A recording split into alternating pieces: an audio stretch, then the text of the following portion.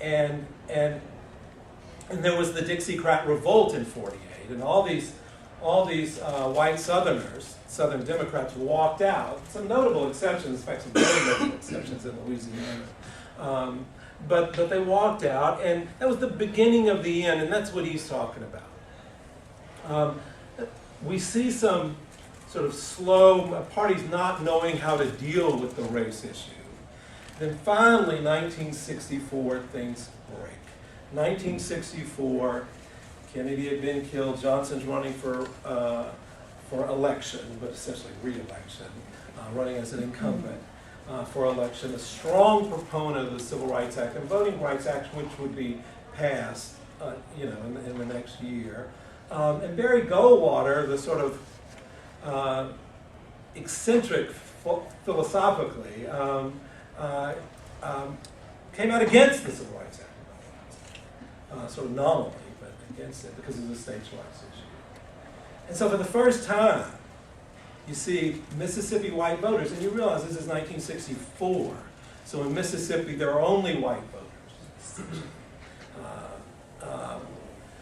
Mississippi, which had never voted for a Republican in its history for president, 87% voted Republican. Never voted Republican before. Alabama, Louisiana, Arizona joined them. And so you have, for the first time, Republicans breaking through. Actually, and this is way too, I'm not going to go into this. Louisiana actually voted Republican back in '52. That's a different story. It's a story I'd like to tell. It's a different lecture. Because it's about Louisiana exceptionalism in the South, really. It's not really about the South, which is what I'm talking about. And so what you have, and this is where the framing of the religion comes in. What you have are national Republicans in a bit of a dilemma. And that dilemma is this. It's here we are for the first time, able to break the solid South. White, working class people are voting for us. But we don't like why they're voting for us. It seems like they're voting for us because they're racist, And it's like, that's really not cool for this party, which had not been standing for that, But that seemed to be the appeal. So what do you do? Well, there, as we know, what we think, there are no master puppet minds out there, but you try to sort of, if you're Republicans, you try to sort of work that out. The problem is, Democrats in the South are like, what do we do? Louisiana was actually easier than most states for Democrats, and Democrats stayed competitive in Louisiana much longer than Mississippi and Alabama. It's like you emphasize the economic stuff, you just sort of neutralize that stuff. That Huey and Earl were really good, especially Earl, were neutralizing that stuff, in fact, just bring the New Deal.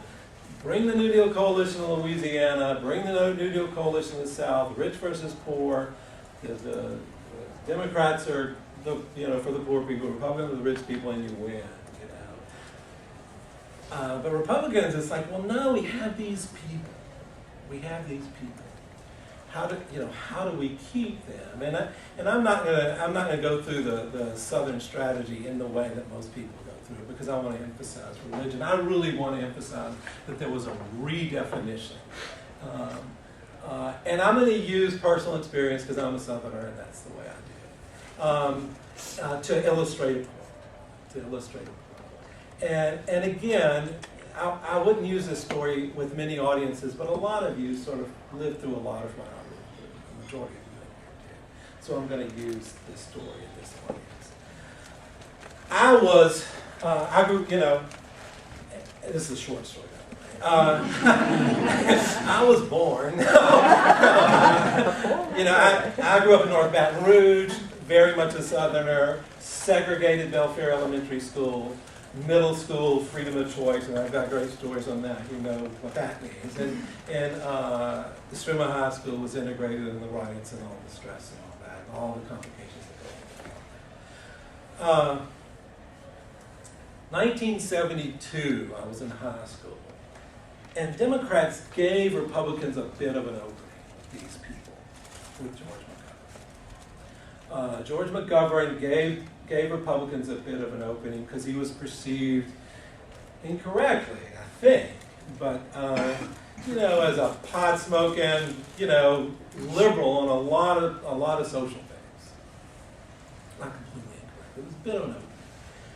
It's like, okay, we don't have to run on race, but we can appeal to these white Southerners on these sort of social issues. But then, and this is where my story comes in, then it was when I arrived at LSU. I was an undergrad here, and arrived at LSU. 1976, Democrats took it back. I mean, they ran Jimmy Carter, you know, and Jimmy Carter, and a lot of you in here will remember this, had the sister who spoke in tongues and the Baptists and all that, and it's like, no, we're not pot-smoking liberals, we're, you know, born-again Baptists, you know, and sort of, and Jimmy Carter carried, this is so neat, he carried every state in the South but Virginia, and it's funny how Virginia is the one state, the southern state that appears to be sort of flippant right now, but Florida you don't count because of all the changes, but he carried, you know, that southern, and it's like, all right, the Democrats aren't letting that slip away. They're the born-again, poor people's Christians, Jimmy Carter. And so I go off to Indiana to grad school. I go off to Bloomington to grad school. And this will surprise some of you who know me well now.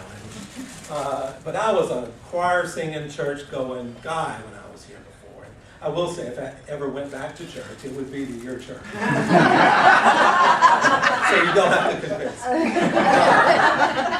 Just pick you up on Sunday morning. Yeah, we know where you live, Wayne. but if I ever had that inclination, you would be the one. You would fit right. Right.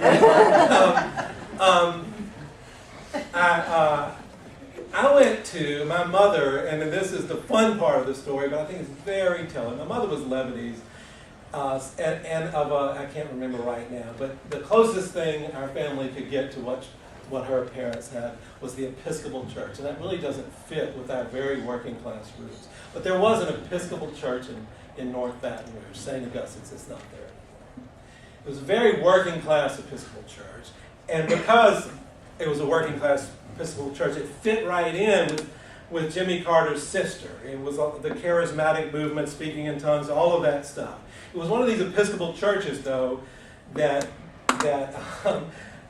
was high incense and all that on the one hand, but on the other hand, the nave was painted a bright yellow, and the arches were purple. You know, it was the LSU Tiger Episcopal Church.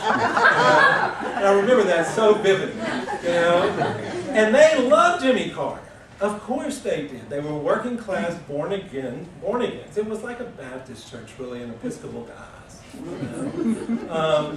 It was like a Southern Baptist church and Episcopal guy. So I went away to grad school. Jimmy Carter had just been elected. I was thinking, wow, you know, this is everybody's candidate. Well, I got back, and grad school made me a heathen. I'm sorry, but I mean, I went away not a heathen, but you know, I quit going to church and all that stuff. And I went away to grad school, and I returned to my church. I didn't speak, but I went to church, and you know, and I didn't speak